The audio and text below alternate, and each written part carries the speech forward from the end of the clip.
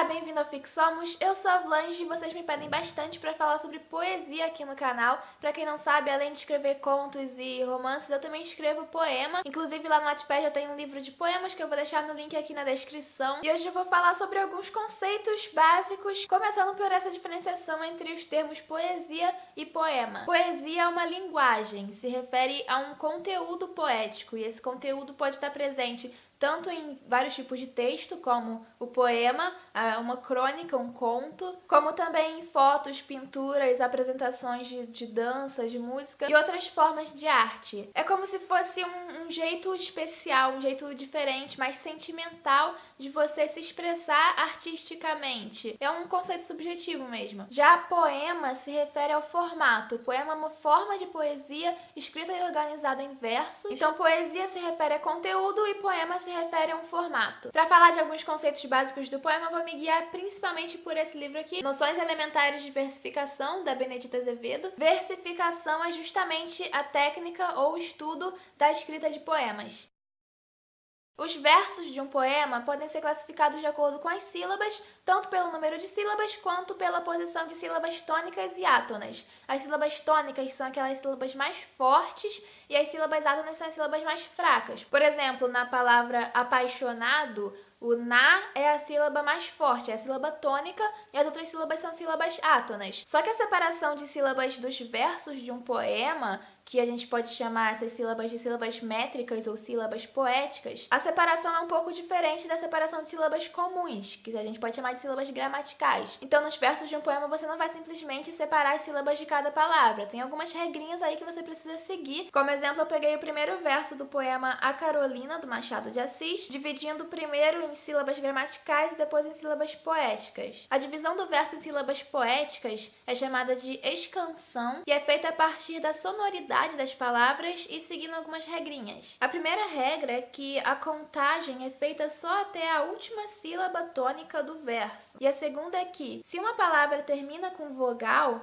ela pode se unir com a próxima palavra que comece com vogal ou com H mudo, formando uma mesma sílaba poética. Na segunda regra, disse que pode se unir, o que significa que isso nem sempre vai acontecer. Para a escansão, a gente tem que analisar caso a caso mesmo, principalmente se guiando pela sonoridade das palavras. A classificação dos versos de um poema pelas sílabas classifica eles como tradicionais ou livres. Um poema de versos tradicionais é quando os versos têm o mesmo número de sílabas ou o mesmo metro, como a gente também pode dizer, e o mesmo espaço entre sílabas tônicas e sílabas átonas, ou o mesmo ritmo, que é o nome que a gente dá para essa organização do posicionamento de sílabas átonas e tônicas num verso. Então, um poema de versos tradicionais é quando todos os versos do poema têm o mesmo metro e o mesmo ritmo. Um poema de versos livres é quando os versos ou não têm o mesmo metro ou não têm o mesmo ritmo, ou um ou outro. Os versos também podem ser classificados de acordo com o metro, a quantidade de sílabas de cada verso. De acordo com essa tabela que está aí na tela, a classificação só vai até versos de 12 sílabas mesmo, mas versos maiores também existem, só que eles não entram na classificação. Como eu disse lá atrás, o conjunto de versos de um poema é chamado de estrofe. E as estrofes também recebem uma classificação, elas podem ser classificadas de acordo com o número de versos que elas contêm. E aí também tem uma tabelinha que eu vou deixar aí pra vocês com a classificação das estrofes por número de versos. Estrofes com mais de 10 versos existem, mas não se enquadram na classificação. Além dessa classificação, as estrofes também podem ser classificadas como simples ou compostas. Estrofe simples é quando todos os versos da estrofe têm o mesmo metro.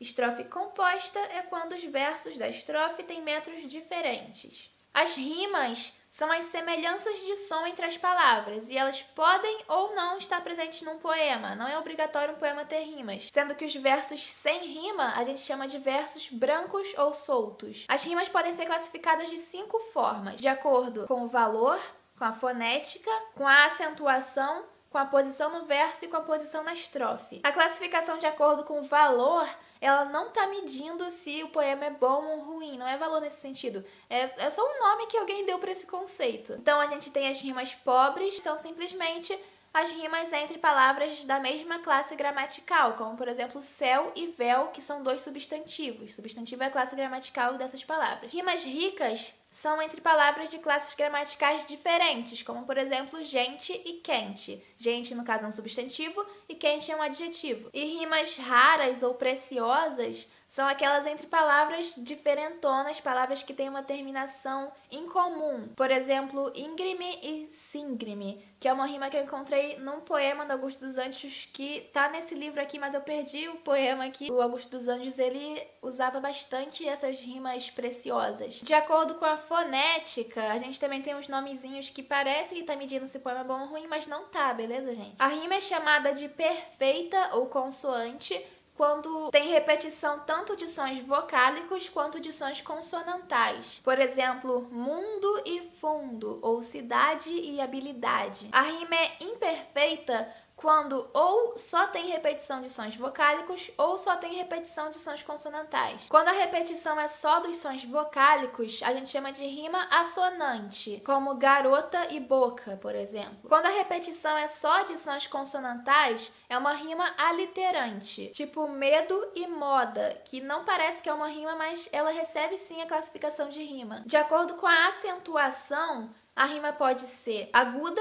quando é entre palavras oxítonas, como jantar e estar, ou papel e chapéu. Rima grave, quando é entre palavras paroxítonas, como deserto e aberto. E rima esdrúxula é entre palavras proparoxítonas, como médico e cético. De acordo com a posição no verso, a rima pode ser externa, quando é no fim dos versos, ou interna, quando é no meio dos versos. E de acordo com a posição na estrofe, as rimas podem ser rimas alternadas ou cruzadas, são as que seguem o padrão AB-AB, ou seja, a última palavra do primeiro verso rima com a última palavra do terceiro verso, a última palavra do segundo verso rima com a última palavra do quarto verso, e assim por diante nessa alternância. Rimas emparelhadas ou paralelas são rimas no padrão AABB.